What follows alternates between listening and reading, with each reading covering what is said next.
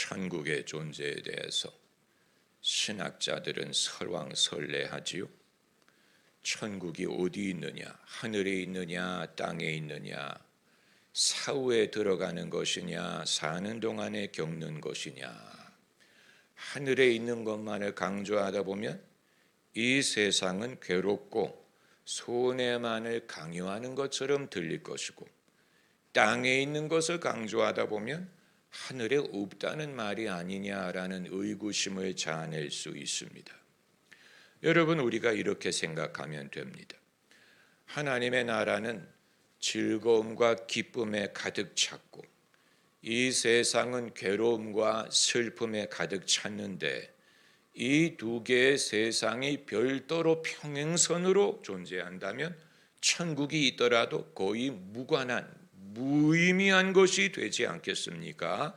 마치 우리 집은 가난하고 먹을 게 없는데 옆집에 부자가 있어서 늘 만찬을 나누는 것처럼, 그렇기 때문에 예수님이 천국이 임하였느니라, 천국이 가까웠느니라 라고 말씀하신 것은 그 하늘나라가 가끔 우리 세상에 들어오시게 하시기 때문입니다.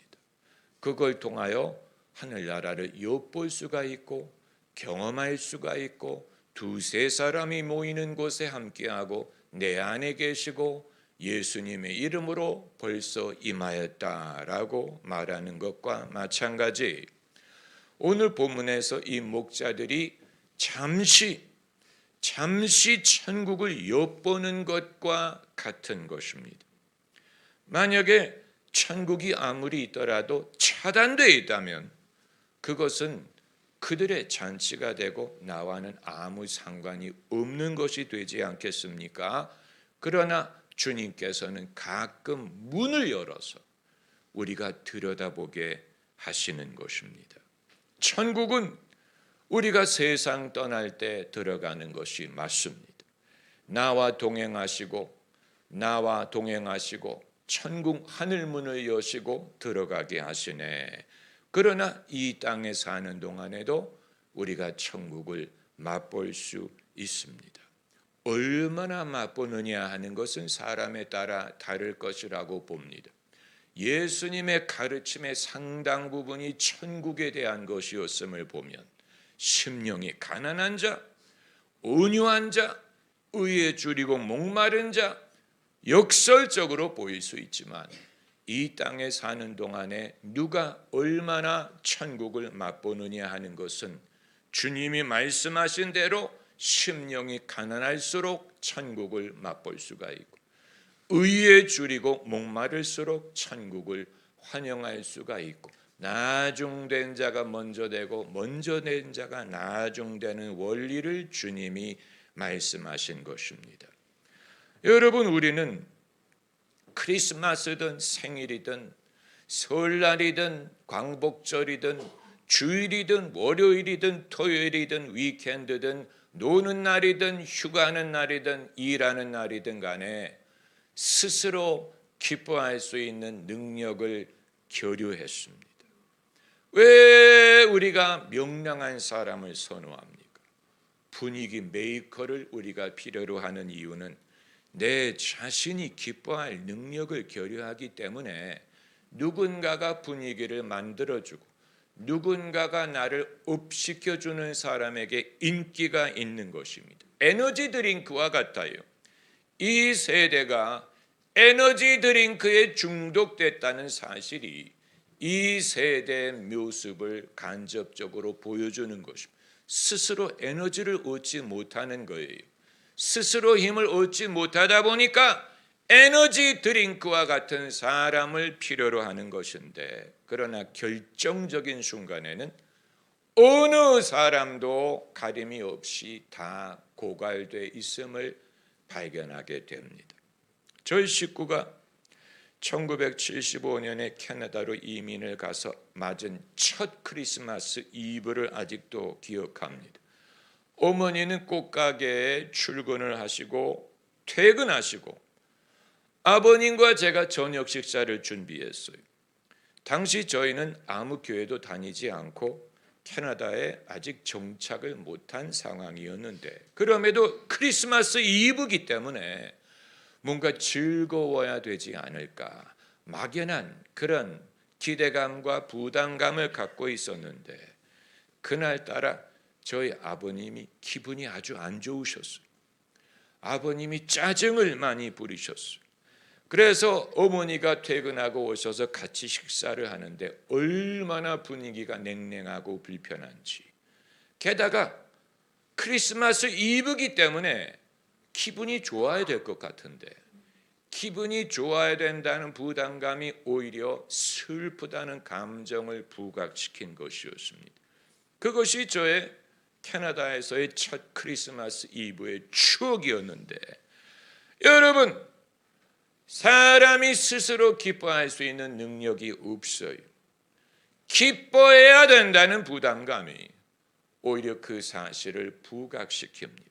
즐거워해야 되는데 즐거워할 이유를 찾지 못한다는 것이 우리가 더 고독하다는 것을 부각시키는 것입니다.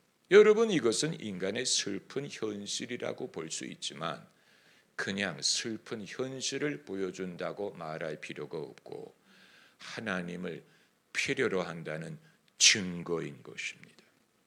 그러므로 이 사실을 낙심하는 대신에 하나님을 찾아야 될 필요를 느끼면 됩니다. 오늘 본문에 그것을 아주 잘 보여주고 있습니다.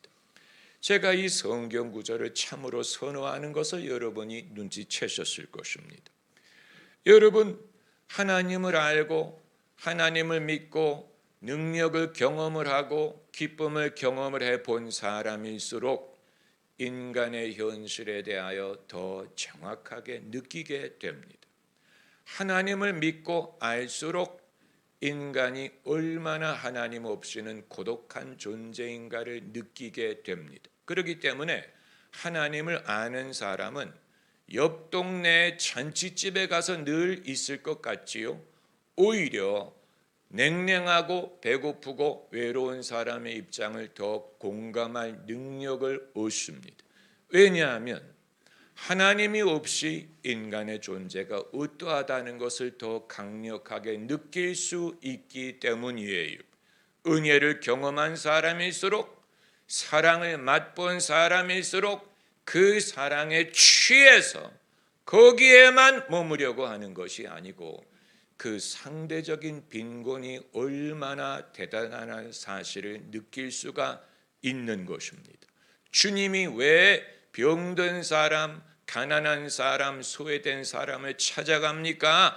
이것은 주님의 어떤 봉사 정신, 이웃과 나누려는 그런 착한 심령이라고 보면 이해할 수가 없고, 하나님이 천국의 기쁨을 알고 능력을 알수록 상대적인 빈곤이 더 강하게 느껴지는 것입니다. 하나님을 알수록 하나님을 필요로 하는 사람을 느끼게 되기 때문에 주님이 일부러 애를 쓴 게 아니고 노력을 한 게 아니고 당신의 어떤 착한 의지에 의한 것이 아니고 이건 자발적인 것이고 자연스러운 것이고 그 손이 병든 사람에게 가고 그 마음이 멀어진 사람에게 가는 것입니다.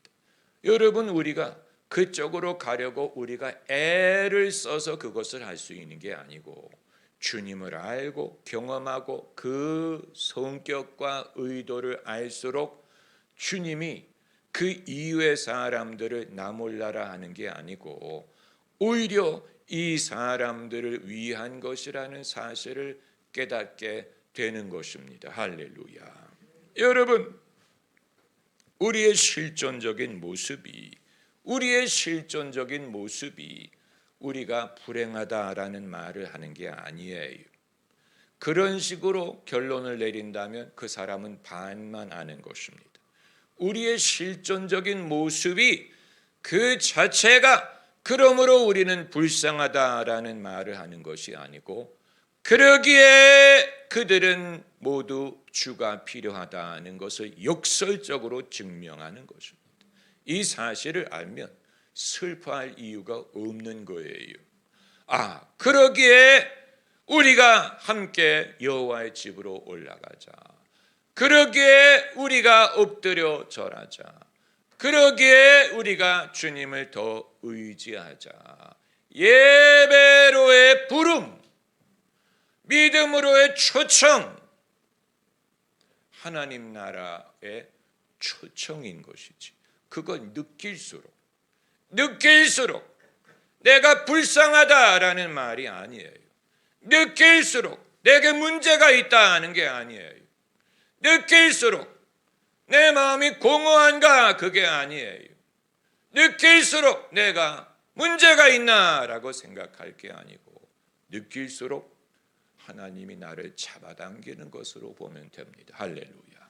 느낄수록 나 혼자로서는 은을 달아줄 수 없으니 배부르게 할 수 없으니 내 아버지 집에 얼마나 양식이 많은고 이렇게 생각을 하면 나는 반쪽의 진리만을 생각하고 있었구나. 내가 예민하다고 생각했나? 내가 더 민감하다고 생각했나? 취약하다고 생각했나? 그렇게 생각했는데 반쪽만 알았구나. 이제는 그게 아니고 더 내가 하나님 없이 살 수 있다는 것을 보여주는 것이다. 더 주님에게 나아갈 이유를 내가 발견하는 것입니다. 할렐루야. 반쪽으로 살 수 없다는 사실을 인정하게 되면 이게 나만 이래. 내가 문제가 많아. 내가 내 자신의 어떤 부족함을 증거하는 것이라고 생각하는 대신에 그만큼 더 반대쪽에서 나를 잡아당기고 있구나.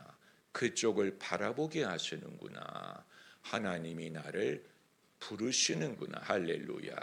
주의 음성을 내가 들으니 사랑하는 말일세. 그 음성 자체는 사랑하는 말이지만 그 음성을 내가 들을 수 있는 이유는 그만큼 사랑을 결여하고 있다고 생각하기 때문이에요. 할렐루야. 멋진 설교 아닙니까? 멋진 말 아니에요? 주의 음성을 내가 들으니 사랑하는 말일세.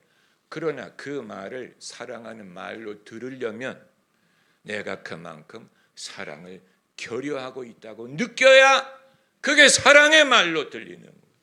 그게 귀중하게 들리는 것입니다. 할렐루야. 여러분, 저는 최근에 자가신앙과 모태신앙의 차이점에 대해서 많이 생각할 기회가 생겼어요. 왜냐하면 제 주변에도 모태신앙이 많고 제 애도 모태신앙이고 이 세상에 모태신앙은 자가신앙보다 더 많아지고 있습니다. 당연한 추세죠. 그런데 교회 담론, 교회 가르치는 신앙, 성격, 부흥의 성격, 뜨거운 신앙, 잘 믿는 신앙, 이 모든 것은 자가신앙을 전제하고 있어요. 여기에 괴리 현상이 생기는 거예요. 모태신앙은 자기가 선택하기 전에 신앙에 태어난 사람들이기 때문에 어떤 신앙의 간증 위주의 신앙이 될 수가 없는데, 그러나 자가신앙은 내가 만난 하나님, 내가 나 같은 죄인 살리신 신앙의 경험, 회심의 경험, 뜨거운 경험 위주를 더 좋게 여기고 뜨겁게 여기고 그걸 기준으로 삼다 보니까 그걸 경험하지 못한 많은 모태신앙에게는 저건 내 얘기가 아닌데, 내 경험이 아닌데, 나는 그런 믿음이 부족한가, 나는 뭐가 부족한가, 이것이 상당한 구조적인, 교회 내 구조적인 신앙적이고 정서적인 갈등이 되는 것입니다. 모든 교회가 내가 만난 하나님, 나를 만나주신 하나님, 나의 회심의 체험, 그걸 생각하니까 제가 늘 입버릇처럼 제가 17살에 예수님을 믿었을 때 이 말 자체에도 치우치는 것이 있다는 것을 깨닫게 된 거예요. 내가 이 말을 계속하게 되면 17살 전에 믿은 사람은 어떻게 되느냐. 그런 말을 할 수 없는 사람은 어떻게 되느냐? 배제한다는 얘기냐? 그래서 저도 내가 이런 식으로 설교하는 것을 더 어렸을 때 교회 목사님들이나 선생님들이 들으시면 얼마나 섭섭해 하실까를 생각하게 되는 거예요. 내가 너희를 가르쳤는데 너는 17살에 믿었다고? 섭섭한. 그게 아니구나. 그분들이 있었기에 내가 17살에 구원의 확신을 얻을 수가 있게 된 것이지, 그분들의 수고나 심은 것이나 이런 것은 내가 무시하고 내가 17살에 예수님을 믿었다라고 말할 수 없는 거라는 사실. 여러분, 그러기 때문에 우리도 이 부분에 대하여 사실 무심할 수 없습니다. 우리가 남을 고려할 수밖에 없는 이유가 거기에 있어요. 왜냐하면 여러분의 자녀는 다 모태신앙이에요. 그렇잖아요. 그런데 여러분의 자녀에게 내 때에는 라떼 신앙을 가르칠 거예요. 나 때에는 너는 왜 그러지 못하냐. 그렇게 되면 가정에서 벌써 괴리가 발생하는, 무서운 일이 발생하는 것인데, 그러나 오늘 본문에 나오는 이 목자들이 자가신앙이든 모태신앙이든 그것과는 상관이 없이 그들을 하나로 묶는 공통적인 요소가 있었는데, 첫째는 다 고독하고 적막했다는 사실, 그리고 하늘문이 열릴 때 그때 비로소 이들이 천국의 기쁨을 맛볼 수 있었다는 사실은 이들이 모태든 자가든 상관이 없어요. 어떤 상황이든 간에 하나님은 차별하지 않고, 혼자 있을 때는 사람은 적막하고 고독할 수밖에 없고, 천국 문이 열려서 영광을 엿볼 수 있을 때 그때 그 기쁨에 동참할 수 있는 것은 모든 사람이 마찬가지입니다. 할렐루야. 이것을 말씀드리고자 하는 것. 잠시 문이 열린 거예요. 영원히 열린 게 아니에요. 잠시 보인 것. 잠시.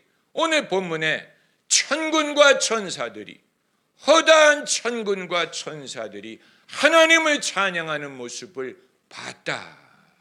천국을 들여다본 거예요. 그런데 그들이 부르는 찬송가가 기쁜 찬송이었어요. 슬픈 찬송은 찬송이 아니에요.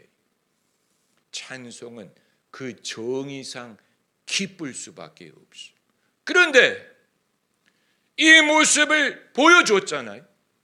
그러면 이 천사들이 이 목자들에게 노래를 부를 것 같은데, 목자들을 바라보고 부를 것 같은데, 마치 당신은 사랑받기 위해 태어났다느니, 해피 버스데이라든, 우리가 누군가가 나를 기쁘게 하려고 노래를 불러줄 때 나한테 불러주잖아요. Happy birthday to you. 그런데 이 천사들을 보여줬는데, 천사들은 하나님을 바라보면서 하나님에게 노래를 부르고 있었다. 여기에서 천국에 대한 귀중한 진실을 발견합니다. 천국은 구경하는 게 아니고 동참하는 거라는 사실을. 구경하는 게 아니에요. 그래서 천사들이 하나님을 찬미했기 때문에 이 목자들도 그 찬송에 동참할 수밖에 없었던 거예요. 천국은 구경하는 것이 아니고 동참하는 것입니다. 동참하지 않는다면 그것은 천국이 아니에요. 천사들의 찬송가로 나를 가르치소서. 우리가 교회에 왔을 때 교회가 나를 바라봐주고 나에게 노래를 해주고 나에게 사랑을 말해주기를 바라죠. 사실 그렇게 하면 얼마나 개면쩍겠습니까? 그렇잖아요. 그렇게 해주기를 바라죠. 관심을 가져주고, 내가 고독한지 외로운지 적막한지 관심을 가져주면 좋겠죠. 그러나 그건 천국에 대한 올바른 생각이 아니고, 결국 이 땅의 교회도 천군 천사처럼 하나님에게 노래를 부르고 하나님을 바라보고 하나님을 찬양하는 것이기 때문에 교회에 나온 사람들도 거기에 동참하면 됩니다. 할렐루야. 그래서 같이 기뻐하자는 것. 어떤 이유로 기뻐합니까? 하나님을 찬양함으로 기뻐한다. 성탄절이든 성탄절의 분위기든 뭐 광복절이든 생일이든 무슨 뭐 졸업 잔치든 무슨 뭐 어떤 것이든 마찬가지예요. 우리가 결국 스스로 즐거워할 수 있는 능력을 결여하기 때문에 스스로 있으면 적막해요. 두 사람이 있든 10명이 모이든 100명이 모이든 간에 정말로 그렇습니다. 제가 고등학생 때 캐나다에서 고등학생 졸업반이었죠. 이제 술을 마실 수 있는 나이가 됐어요. 캐나다에서는 18살이기 때문에. 그래서 뉴 이어스 이브에 학교의 친구들 몇 명이 집에서 파티를 한다고 저를 초청을 했어요. 한 6, 7명이 모였는데 모여서 할 수 있는 일은 맥주 마시고 음악 듣고 그러다가 이제 뉴 이어스 이브에 뉴욕 타임스스퀘어에서 하는 행사를 TV로 보게 됐어요. 뉴 이어스 이브에 타임스스퀘어에서 카운트다운을 하면 거대한 풍선이 아래로 내려와서 5, 4, 3, 2, 1 해피 뉴 이어 하면 사람들이 와 하고 막 노래를 부르고 서로 부둥켜 안고 그거를 TV로 보고 있었어요. 뉴 이어스 이브의 파티라고 모였는데 이 젊은이들이 서로 즐거워하는 게 아니고 남이 노는 걸 TV로 보고 있었다니. 그래서 뉴 이브가 왔어. 5, 4, 3, 2, 1 해피 뉴 이어 이거 보고 있었어. 아무도 말을 안 하고 적막 중에 보고 있었어. 그런데 어떤 여학생이 해피 뉴 이어 에브리바디 적막을 깼어요. 저는 그때 분위기를 아직도 기억. 그러니까 즐거워하자고 모였는데 아무도 즐겁지가 않고 남이 즐거워하는 모양을 보면서 구경하고 있었어요. 우리가 왜 모였는지를 잊어버린 거예요. 기뻐하자고 모였는데 기쁘지가 않은 거예요. 그때 제가 깨달았죠. 저에게는 그게 신앙적인 깨달음이었어요. 이렇구나. 사람이 이런 존재구나. 서로 기뻐하자고 모였는데 하나도 기쁘지가 않은 거예요. 그건 그러므로 우리는 슬퍼하지 다 같이 죽자가 아니고 하나님 없이는 기쁨이 없어. 하나님을 떠나서는 우리가 살 수 없어. 하나님이 필요해. 그걸 느낄 수 있다면 어느 누구도 손해본 것이 아니에요. 할렐루야. 어느 누구도 여러분 인생이 여러분을 치트했다고 생각하면 안 돼. 나는 손해만 봤어. 나는 손해 천지야. 나는 인생에 치팅을 당했어. 이렇게 생각할 필요가 없고 오히려 그것을 통해 생명이 하나님께 있어. 내 만복의 근원 하나님. 하나님이 복을 주지 않으면 내가 복을 얻을 길이 없다. 하나님이 아니면 내가 기쁠 수 없다. 하나님에게 충만한 기쁨이 있다. 내가 하나님에게로 가리라. 그래서 목자들이 가잖아요. 베들레헴으로 가보자. 거기서 찬송가 가사가 온 게 아닙니까? 아데스테 피델레스 레툼 트리옴테스 베니데 인 베들레헴. 라틴어로 주 믿는 자들아 다 일어나서 베들레헴 성내로 가봅시다. 엎드려 절하서 베니데 아도레무스 도미눔. 이게 이 목자들이 한 말. 우리가 일어나 베들레헴으로 가자. 천사는 떠나갔고 천사가 영원히 있을 것 같죠? 아니에요. 천국의 문이 영원히 열려 있으면 얼마나 좋아? 아니에요. 천사들이 갔다 그랬어. 오늘 본문에 천사들이 떠났다 그랬어. 목자들만 내버려 두고. 그럼 다시 적막해지라는 얘기 아니에요. 천사가 한 말을 쫓아 우리가 베들레헴으로 가서 이 일을 보자.